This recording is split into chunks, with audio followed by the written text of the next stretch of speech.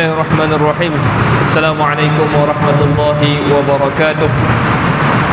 Innal hamdalillahi nahmaduhu wa nasta'inuhu wa nastaghfiruh wa na'udzu billahi min shururi anfusina wa min sayyiati a'malina. May yahdihillahu fala mudilla lahu wa may yudlil fala hadiya lahu. Asyhadu an la ilaha illallah wa asyhadu anna Muhammadan 'abduhu wa rasuluh. Amma ba'd. Saya muliakan Tuan Imam, Tuan Bilal, ahli jawatan kuasa masjid, tuan-tuan, puan-puan, hadirin, hadirat yang dirahmati Allah Subhanahu wa taala sekalian, apa khabar semua? Sihat ke? Sihat ya? Alhamdulillah. Pertama sekali syukur kepada Allah Subhanahu wa taala yang mengurniakan kita hujan pada malam ni. Yang mana hujan, harap kita apabila hujan, kita minta Allah Taala kurniakan rahmat kepada kita. Sebab tu apabila tadi Imam baca Allahumma sayyiban nafi'ah, ya Allah, timpaan yang memberi manfaat. Ya Allah, hujan yang kau turunkan ni, berikanlah ia sebagai satu manfaat. Manfaatnya apa? Manfaatnya suburkan bumi. Bukanlah satu hujan yang boleh menyebabkan rosak bumi ni.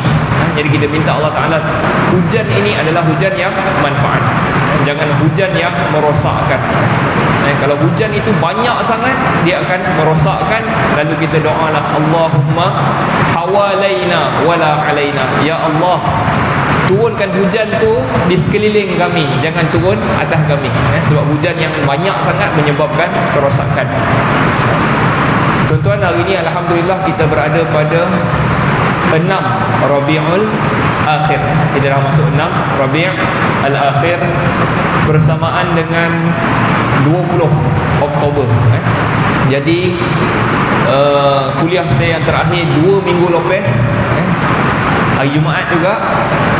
Esok tu berlakulah serangan Hamas kepada Palestin. Hari Sabtu pagi tu 7 Oktober berlakulah serangan yang mana dikatakan ini adalah antara serangan yang paling besar daripada Palestin. Hamas menyerang, melancarkan serangan, katanya 5,000 ke 7,000 roket diserang. Walaupun Israel ada Iron Dome, nama dia, Iron Dome yang boleh dia boleh sekat roket, tapi tak dapat sekat sebab terlampau banyak, 5,000 ke 7,000. Jadi daripada serangan ini, serangan kepada penjajah Israel, serangan kepada Israel yang merampas tanah mereka, mereka serang, dan menyebabkan hampir pada hari itu sahaja 900 orang Israel mati, termasuklah tentera, polis dan orang awam, termasuk kanak-kanak sekali lah. 900 orang mati dan mereka berjaya bawa lari 150 orang tawanan, bawa masuk di dalam Gaza, masuk ke sempadan, dan bawa balik tawanan. Jadi tawanan ni untuk apa? Tawanan ni untuk sebagai jaminan kepada orang Gaza, supaya Israel nanti tak boleh serang suka-suka kan. Ada tawanan dengan kita orang, tapi sama sama akhir. Jadi kalau kita terus daripada hari itu, yang mana 900 orang mati, apabila serangan itu berlangsung je, maka dunia pun berpecahlah kepada dua. Bila bergaduh je Israel dengan Palestin, dunia berpecah kepada dua, pro Palestin dan juga pro Israel, kan? Dan Alhamdulillah Malaysia solid di belakang Palestin. Kita punya pendirian tegas. Kita bukan pendirian macam sebahagian negara, kita mengecam kedua-dua pihak, tak. Kita solid di belakang Palestin. Jadi Malaysia, Indonesia, kan, apa lagi negara-negara, Turki, kan, Iran, Lebanon, kesemuanya di belakang Palestin. Dan menyedihkan negara-negara kuasa-kuasa besar, seperti Amerika, kan, anak buah dia, kan, anak buah dia Israel. Jadi Amerika sentiasa di belakang Israel. Amerika, siapa lagi? Britain, Canada, Australia, dan semua itu semua di belakang Israel. Israel. Baik. Jadi bergaduhlah kita, kan, siapa sokong siapa. Jadi Kita pun sebenarnya kita nampak daripada peristiwa ni, dunia itu terbelah kepada dua, terpecah kepada dua, iaitu orang Islam dengan orang bukan Islam. Sentiasalah orang Islam akan bermasalah dengan orang kafir. Kita akan sentiasa lawan. Kita akan sentiasa. Bila ada isu ni kita akan nampak. India contohnya, India tak ada kaitan pun, tapi India di mana dia sokong siapa? Israel, kan? Dia sentiasa menindas orang Islam. Jadi kita nampak penyokong ini semuanya sebenarnya dia orang anti-Islam. Anti-Islam. Apa sahaja yang orang Islam lawan dengan orang bukan Islam, sentiasa dia akan menyebelahi bukan Islam. Walaupun kalau kita balik kepada sejarah asal, dan dunia bukan tak tahu sejarah ni. Sejarah ini diketahui oleh dunia. Tanah itu kalau kita kira daripada tahun 1900, tanah itu asalnya tanah orang Arab, Palestin. Apabila jatuh je Empire Osmaniyah di dalam perang yang pertama, perang dunia yang pertama, jatuhlah Empire Osmaniyah, habis dia punya jajahan semua diberi kepada tentera bersekutu. Jadi Palestin jatuh, salah satunya dibedak-bedakkan, diberi kepada Britain. Jadi Britain buat keputusan, disebabkan Palestin ini di bawah dia buat keputusan, walaupun diminta oleh orang Yahudi di Eropah itu, jadi dia buat keputusan ambil orang-orang Yahudi di Eropah itu tadi. Yang orang Yahudi di Eropah ni tuan-tuan, dia orang bukan duduk aman macam tu, tak, mereka diduduk di dalam satu tempat, ghetto namanya, ghetto. Jadi ghetto itu macam setinggan yang dikawal kelilingnya, mereka tak boleh keluar. Jadi ambil dia orang itu, letak di Palestin tahun 1917. Keputusan ini dibuat oleh orang British.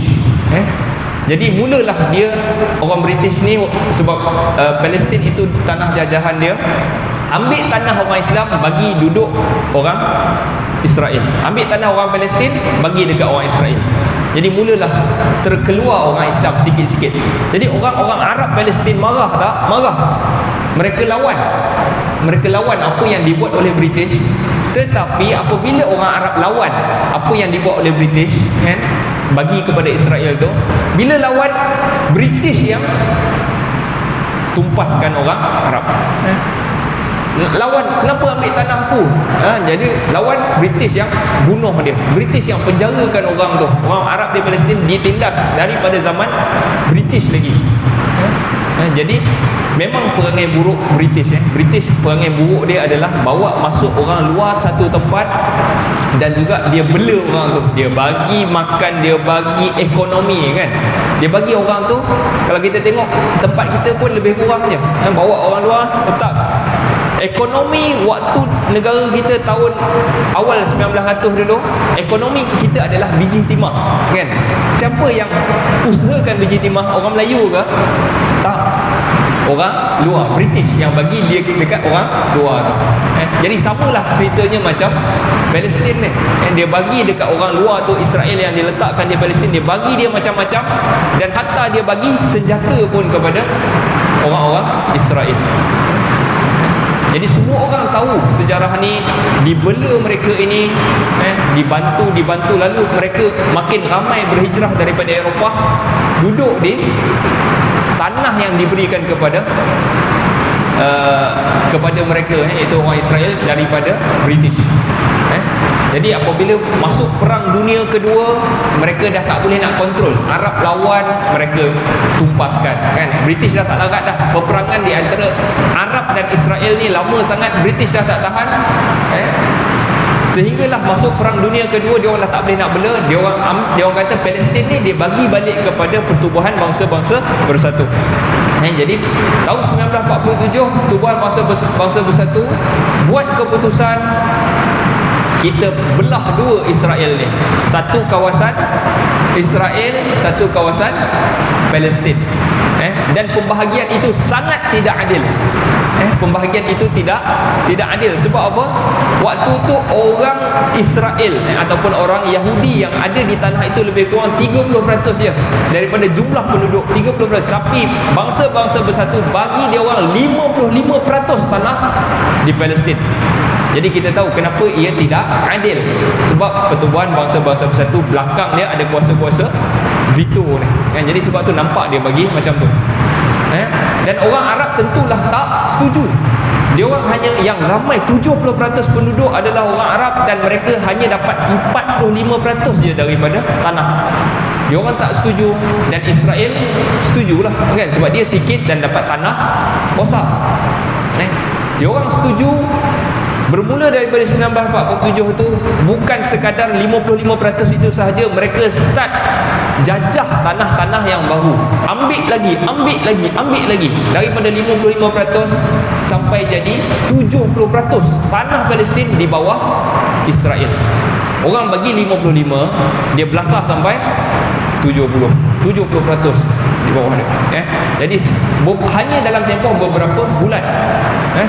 Jadi berlakulah peristiwa yang dia orang ambil itu dinamakan sebagai Nakbah.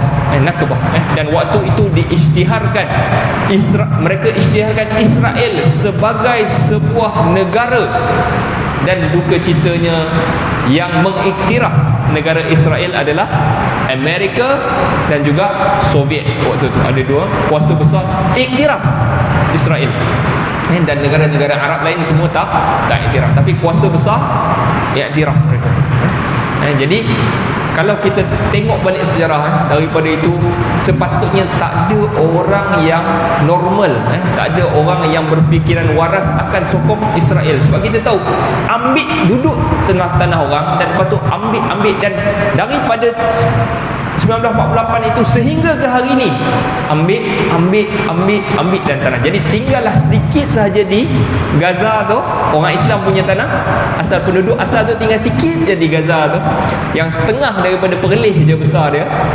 Dan juga di sebelah tebing barat itu pun besar, tetapi hanya sikit. Titik ni orang Islam, titik ni orang Islam, titik ni orang Islam. Jadi itu sahaja yang tinggal. Yang asalnya mereka itu adalah penduduk asal negara itu. Jadi orang yang waras sepatutnya tidak mungkin boleh menyokong apa yang dilakukan oleh Israel. Jadi, tapi kita tak heran, sebab dunia itu sentiasa terpisah. Dalam Al-Quran, maksudnya orang mukmin, Allah bezakan dunia ini, manusia ini kepada dua, yang beriman dengan yang kafir. Itulah dunia ini. Jadi kita kena belajar daripada benda ni. Kita tidak boleh menyerahkan sewenang-wenangnya tanah-tanah kita kepada orang luar. Maknanya kita kena jaga tanah air kita, tuan-tuan. Jadi apabila berlaku tadi itu, berpecahlah dunia ini kepada dua, Islam dan bukan Islam. Habis dunia ini kita nampak semakin hari serangan Hamas tadi, tuan-tuan, dia menyebabkan lebih kurang 1000 orang mati lah, 900 orang. Jadi balasan yang dibalas oleh Israel, Israel balas balik serangan itu hari ini, setelah hari yang ke-14 serangan itu, lebih kurang telah dibunuh 4,000 orang Palestin. 3,700, 3,800, mungkin akan meningkat lah, maknanya lebih kurang 4,000. Yang mana serangan yang mula-mula tadi hanya tak sampai 1,000 pun, Israel dah balas balik 4 kali ganda, dan 12,000 lebih cedera. Hampir 13,000 masuk tebing barat, dan masuk 13,000, 14,000 orang yang cedera. Jadi ini adalah satu serangan yang kita tahulah Israel adalah kuasa tentera yang keempat terkuat di dunia ni. Jadi kita tak mungkin boleh, kalau kita baca tu, kalau kita baca apa yang berlaku di Gaza, kita sangat sedih lah, tuan-tuan, apa yang berlaku ni. Tetapi kita tahu orang Islam pasti menang di Palestin. Kita tahu orang Islam pasti menang, tuan-tuan. Cumanya apakah sumbangan kita ke arah kemenangan itu? Kalau kita tahu dulu sejarah orang Islam di Eropah, Andalus, tuan-tuan, kita pernah dengar nama Andalus kan? Andalus itu adalah kerajaan Islam di Eropah, di Spanyol. Di Spanyol, yang masuk sikit jiran dia tu, apa jiran Portugal kan, masuk Spanyol, Portugal, itu kawasan Andalus. Orang Islam bertapak di Andalus 900 tahun. Maksudnya besar masyarakat Islam tu di Andalus. Hari ini ada tak masyarakat tu lagi? Dah tak ada, dah tak ada. Tetapi berlainan dengan Palestin, kerana terlalu banyak hadis yang menunjukkan kita pasti menang di Palestin. Jadi Palestin insya-Allah tak akan jadi macam Andalus. Palestin kita pasti menang, tetapi apakah sumbangan kita? Jadi apa yang boleh kita buat tuan-tuan? Kita mungkin boleh cuba usaha derma. Kita usaha derma, kita doakan orang Palestin, dan kita jangan, kalau ada anak-anak yang boleh menulis sejarah ataupun boleh pengaruh orang di media sosial kita kena teruskan usaha-usaha ni. Kita mungkin tak mampu nak pergi perang di sana, tetapi kita mesti menjadi salah satu penyumbang kepada kemenangan Palestin di sana tuan-tuan. Tapi kita jangan sedih sangatlah, sebab orang-orang Palestin ni tuan-tuan, kalau kita fikir mereka adalah orang-orang yang syahid, orang-orang yang syahid.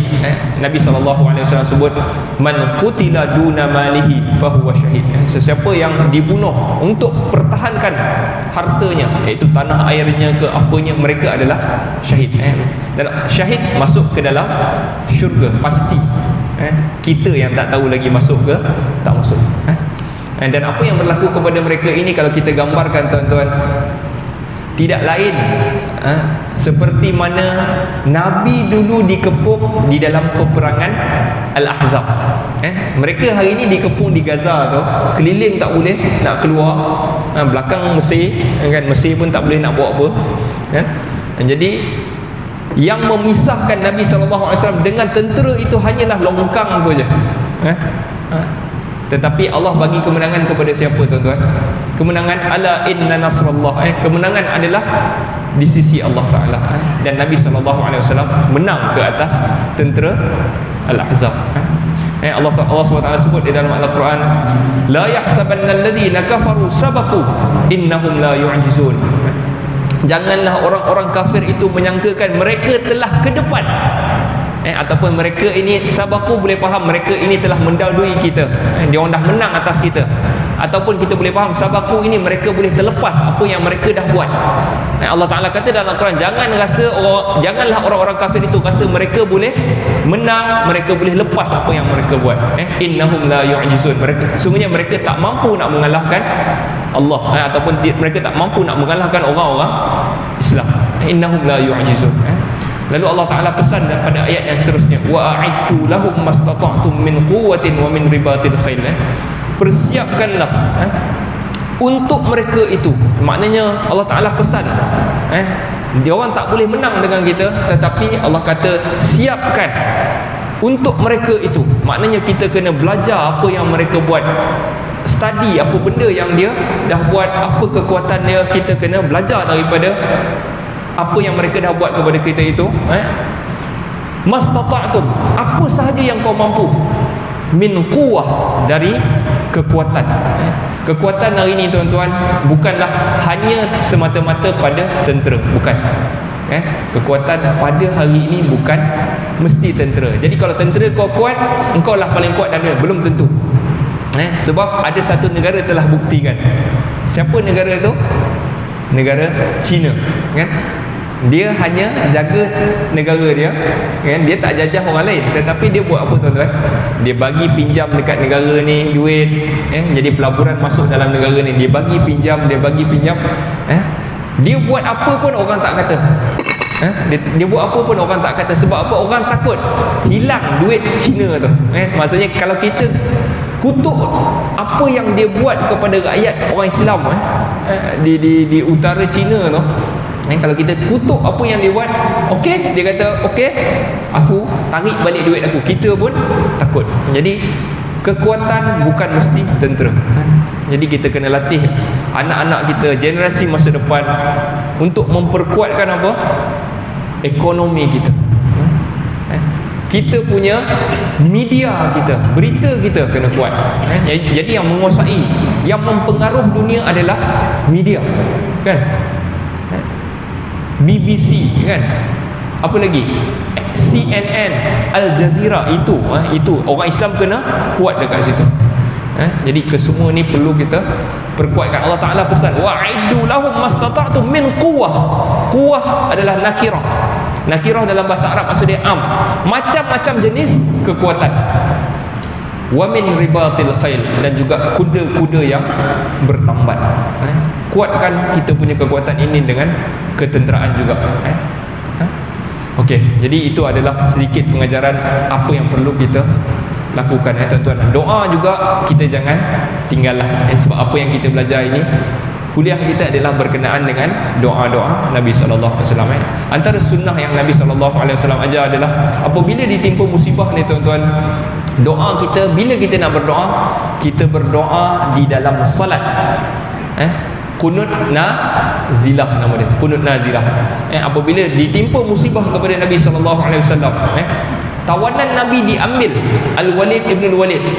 Nabi SAW pada rakaat terakhir setiap salat fardu, zuhur, daripada subuh, zuhur, asar, maghrib, isyak, rakaat terakhir itu Nabi berdoa kunut nazilah. Nabi baca Allahumma anjil Walid ibn Al-Walid, ya Allah bebaskan Al-Walid ibn Al-Walid. Jadi itu doa kunut nazilah ini tidak ada lafaz yang khusus, tak ada yang khusus. Jadi kita boleh baca berkaitan dengan peristiwa yang berlaku, dan juga tak perlu didahului dengan kunut subuh tu kan, Allahumma hdina fi, tak payah sebenarnya tak perlu. Terus kepada lafaz Allahumma alaika bil yahud, ya Allah ambillah tindakan kepada orang-orang Yahudi al-ghasibin, yang merampas harta-harta dan sebagainya. Doa-doa yang boleh kita baca, tuan-tuan. Baik, itu sedikit mukadimah berkenaan dengan Palestin, yang perlu kita ambil iktibar apa yang berlaku. Baik, jadi kita balik kuliah kita ni, adalah beberapa minit lagi yang berbaki ni. Kita patah masuk apa dia, yang kita masuk dah hari tu. Tajuk yang terakhir kita masuk hari tu adalah ad-du'a alladhi yatrudu syaitana wa wasawisah, 399.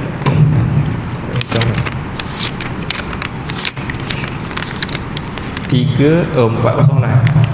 Sekejap, tuan-tuan, lupa dah sampai mana. 409. Okey. Jadi yang terakhir kita belajar hari itu adalah 409. Ni. Yang ni hadis yang terakhir kita belajar hari itu, tapi tak habis baca. Yang ni. Tajuk dia adalah doa yang boleh kita baca untuk membuang syaitan dan juga was-was. Yang ni semua bukan doa, ini adalah hadis. Syaitan ni, tuan-tuan, dia sentiasa ganggu kita. Jadi Nabi SAW ajar untuk kita baca sebagai perlindungan kita daripada syaitan. Jadi waktu kita tengah lalai, syaitan tak ganggu sangat.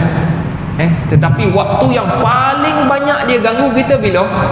Kalau kita nak mula beribadah. Sebab tu kalau kita baca hadis tu, apabila azan dia lari, lepas tu orang nak solat dia datang balik, apabila qamat dia lari, bila nak solat dia datang balik. Dia tak berhenti-henti tu bila waktu kita nak beribadah. Jadi jangan lupa apabila kita melakukan sesuatu kebaikan, terutamanya ibadah, jangan lupa untuk beristi'adzah ataupun membaca perlindungan daripada syaitan. A'udzubillahi minasyaitonirrajim. Okey. Di dalam tajuk ni, tuan-tuan, hadis yang diriwayatkan daripada Abi Hurairah radhiyallahu anhu, an Abi Hurairah radhiyallahu anhu, daripada Abi Hurairah radhiyallahu anhu, anna Rasulullah sallallahu alaihi wasallam qala, bahawa Rasulullah sallallahu alaihi wasallam bersabda, la taj'alu buyutakum maqabir, janganlah kamu jadikan rumah-rumah kamu macam kawasan perkuburan. Jangan kamu jadikan rumah-rumah kamu kawasan perkuburan. Okey. Kenapa? Sesungguhnya syaitan lari, yanfir makna dia lari, ataupun kita boleh faham berputus asa. Sesungguhnya syaitan itu lari daripada rumah yang dibaca padanya surah Al-Baqarah. Okey. Jadi hari itu kita dah sebut apa yang tuan-tuan faham bila sebut jangan jadikan rumah-rumah kamu macam kubur. Sesungguhnya syaitan lari ataupun putus asa daripada rumah yang dibaca padanya surah Al-Baqarah. Yang pertama, kita boleh faham bahawa kubur bukan tempat ibadah, bukan tempat baca Al-Quran. Boleh faham tak? Tuan-tuan faham macam tu tak? Kalau kita baca hadis ni, kita akan faham. Maksudnya Nabi kata jangan jadi rumah macam kubur. Bacalah surah Baqarah di rumah. Jadi kubur bukan tempat baca Al-Quran. Faham tak tuan? Okey, itu yang pertama kita sebut. Habis tu kalau yang tepi kubur nak buat apa? Dua benda yang Nabi SAW ajar, dan kita buat ke tidak? Yang pertama sekali, buat apa? Bagi salam dan juga doakan. Dalam hadis yang diriwayatkan Muslim, Nabi SAW sebut, bila Nabi lalu je di perkuburan, Nabi sebut, Assalamualaikum ahlad diyari minal mu'minin wal muslimin wa inna insya'allahu bikum lahikun. Allahumma ghafir, Allahumma ghafir, ya Allah ampunkan li ahli Baqi'il Gharqad, ya Allah ampunkan penduduk Baqi' Al-Gharqad. Baqi' iaitu perkuburan di sebelah masjid Nabi itu. Nabi masuk dan Nabi Assalamualaikum ahlad diyar. Ada juga lafaz yang lain, Assalamualaikum dara qaumi mu'minin. Dan ayatnya sama. Assalamualaikum dara qaumi mu'minin atakum ma tu'adun wa ghadan muajjalun wa inna insya'allahu bikum lahikun. Allahumma ghafir, ya Allah ampunkan. Jadi bagi salam dan juga doa. Sebab orang ahli kubur, dia dengar apa yang kita sebut, jadi kita bagi salam, dia jawab. Dan juga yang kedua, mereka sangat berhajatkan doa-doa kita. Doa, jadi doa adalah benda yang pasti sampai. Doa sampai. Doa pasti sampai. Ya Allah ampunkanlah si fulan ni, ya Allah kau ringankanlah jika ada azab kepada dia, ya Allah kau ringankan dia. Doa itu sampai. Doa pasti sampai.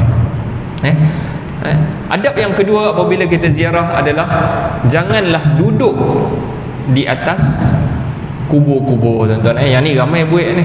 Bila kita pergi kubur nak tanam, kubur tu rapat-rapat, jadi ada orang duduk atas kubur. Nabi SAW larang benda ni. La ayyajlisa ahadukum ala jamrah.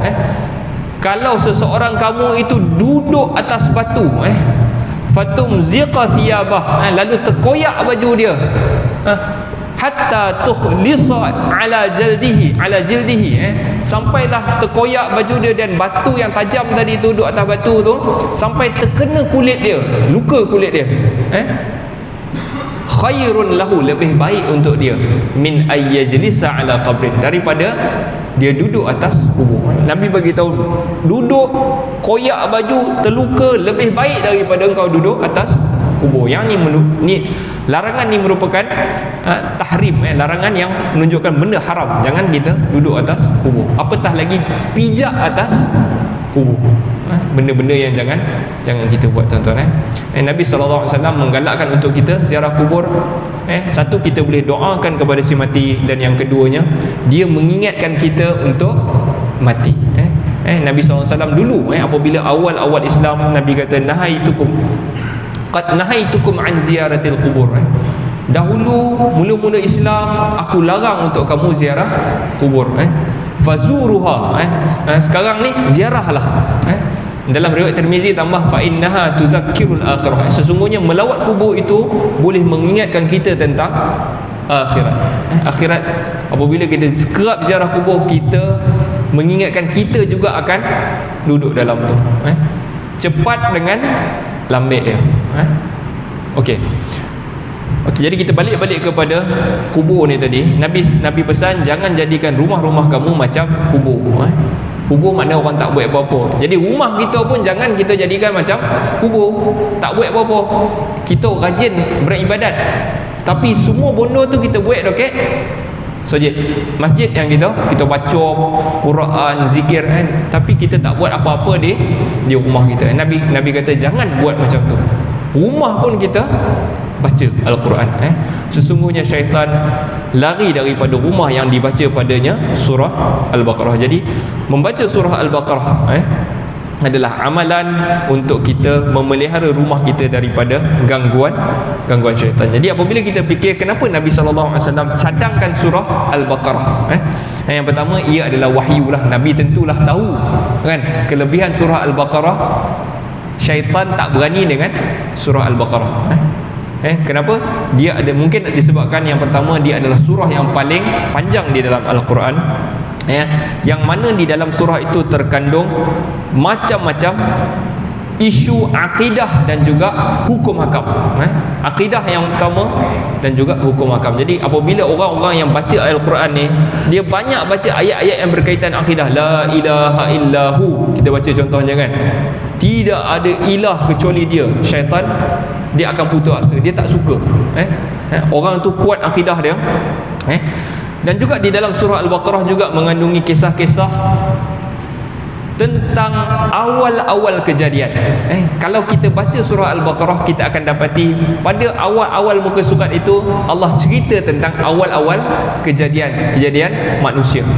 Yang mana kisahnya adalah syaitan, bukan syaitan, iblis. Syaitan bawah dia. Iblis ni seolah-olah dia berada di dalam golongan malaikat. Allah Ta'ala sebut inni wa idh qala rabbuka lil malaikati inni ja'ilun fil ardi khalifah. Sesungguhnya Allah Ta'ala sebut kepada para malaikat, aku nak jadikan manusia, aku nak jadikan di bumi itu khalifah. Malaikat yang dongah dan juga iblis pun dongah. Iblis bukan di kalangan malaikat, tuan-tuan. Ada kefahaman di kalangan Kristian yang katakan iblis itu adalah malaikat. Tetapi Al-Quran clear, iblis bukan di kalangan malaikat, iblis di kalangan jin. Sebab tu kalau tuan-tuan tengok, kalau ada cerita-cerita di barat, dia buat tajuk The Fallen Angel. The Fallen Angel, malaikat yang dibawa turun, yang diturunkan. Maksud dia siapa? Iblis lah. Seolah-olah iblis itu asal dia angel, bukan? Bukan. Iblis bukan malaikat. Iblis adalah jin. Macam mana dia boleh duduk di kalangan malaikat itu? Malail a'la, kedudukan yang tinggi. Allah Ta'ala muliakan dia. Mungkin disebabkan ibadah dia, Allah Ta'ala bawa dia duduk di kalangan malail a'la. Tapi apabila dia dengar Allah Ta'ala nak letakkan di bumi ini khalifah, dia ingat siapa? Dia ingat siapa yang nak diletakkan tu? Dia lah, kan? Dia, akulah yang patut jadi khalifah. Tiba-tiba Allah ciptakan Adam. Lepas Allah ciptakan Adam, Allah suruh sujud, semua sujud kerana Adam. Dia jadi cemburu. Dia cemburu. Kenapa? Kan kita boleh bayang tak, kita susah-susah kerja company ni, daripada kita muda sampai umur nak pencen 50 kan, tiba-tiba okey, kita dah rasa esay lah sok jadi manager ni kan, manager ni esay lah. Tiba-tiba bos tu kata okey, jemput budak bawah 18 tahun, awak jadi manager. Kita rasa apa kita rasa kan? Tiba-tiba Allah Ta'ala bawa budak kecil, yang ni yang jadi bos. Jadi dia akan rasa cemburu. Dan bermula daripada itu, iblis enggan sujud, dan iblis bagi tahu kepada Tuhan, dia akan tarik semua keturunan bangsa ni, bawa sekali masuk dalam neraka. Jadi kalau orang yang faham cerita ni, baca surah Al-Baqarah, dia baca surah Al-Baqarah, dia faham cerita ni, pasti dia akan, syaitan akan putus asa dengan dia. Maksudnya apa sahaja yang dia rancang, orang tu mungkin akan jatuh juga dalam perangkap dia, tapi tak akan jatuh dalam perangkap yang besar, iaitu syirik. Dia tak akan syirik kepada Allah SWT. Jadi itu antara isi kandungan surah Al-Baqarah, yang padanya juga terkandung ayat yang paling mulia dalam Al-Quran, ayat yang paling agung, iaitu ayat kursi di dalam surah Al-Baqarah. Dan banyaklah apabila Nabi SAW sebut, bila nak tidur kan, Nabi SAW pesan kat kita baca 2 ayat terakhir di dalam daripada surah Al-Baqarah. Nabi sebut, man qara'a bil ayataini fi akhir suratil Baqarah kafatahu.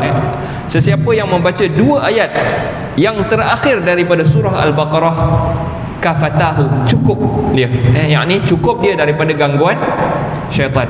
Apa 2 ayat tu tuan-tuan? 2 ayat terakhir surah Baqarah.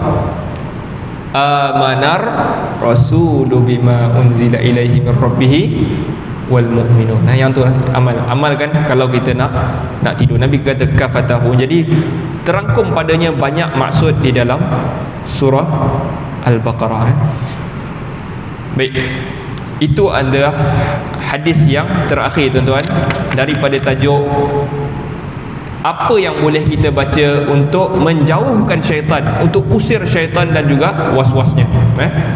Baik, kesimpulan, khulasatu ma yaqulu wa yaf'alu li tardi syaitan. Khulasah yang kesimpulan apa yang boleh dibaca dan dilakukan untuk mengusir syaitan. Nombor 1 daripada hadis yang kita sebut, al-isti'azah. Al-isti'azah billah minhu. Apa dia al-isti'azah? Baca a'udzubillahi minasyaitonir rajim. Nak buang syaitan, nombor 1 a'udzubillahi minasyaitonir rajim. Ini yang boleh kita lakukan. Yang kedua, yang juga mengganggu syaitan adalah azan. Macam mana hadis yang kita sebut tu, apabila azan dia lari, dia akan keluarkan durat, kentut. Dia akan kentut supaya tak apa dengar azan tu. Lepas tu bila habis azan dia patah balik, kacau kita. Iqamat, lari balik. Bila nak sembahyang, datang balik. Jadi azan juga boleh menyebabkan dia lari. Nombor 3, zikir dan juga membaca Al-Quran. Salah satunya ayat ataupun salah satu surah yang mujarab adalah surah Al-Baqarah. Dan ketika di dalam solat, dalam solat tu syaitan paling kuat kacau kita bila dalam solat. Kalau kita tengah memancing tuan-tuan, dia tak ada kacau benar dah. Tengah mancing kan, dia buat tak ada dia kacau benar dah. Dalam solat itulah yang paling banyak dia kacau. Jadi apa yang Nabi SAW buat pada rakaat pertama selepas membaca doa iftitah, Nabi membaca a'udzubillahi samiil alim minasyaitonir rajim. Lepas tu barulah dia baca surah Al-Fatihah. Pada rakaat pertama tu sahaja. Yang rakaat kedua dah tak payah a'udzubillah. Dan apabila kita solat seorang-seorang dan dia masih ganggu, Nabi SAW juga suruh a'udzubillah dan ludah 3 kali di sebelah kiri kalau solat seorang-seorang. Berdasarkan hadis-hadis yang kita baca. Jadi ada 4 amalan untuk kita mengelakkan syaitan daripada mengganggu kita. Wallahu ta'ala alam. Jadi satu hadis je hari ni, tak apa. Yang penting dah tercapai hajat saya untuk bagi tahu sikit pasal Palestin. Walaupun tuan-tuan dah tahu, tapi saya rasa nak kena bagi tahu jugalah. Nasallallahu ta'ala yanfa'ana bima sami'na wa yaj'alana hudatan muhtadin. Allahumma arham mautana washfi mardana wa'afi mubtalana waj'al akhiratana khairan min dunyana. Allahumma ansuril Islam wal muslimin fi Palestin. Allahumma ansur. Allahumma iyyaka na'budu wa laka nusalli wa nasjud wa ilayka nas'a wa nahfid narju rahmatak wa nakhsha 'adzabak inna 'adzabakal jidda bil kuffari mulhik. Sallallahu ala sayyidina Muhammad wa ala alihi wa sahbihi wasallam. Alhamdulillahirabbil alamin.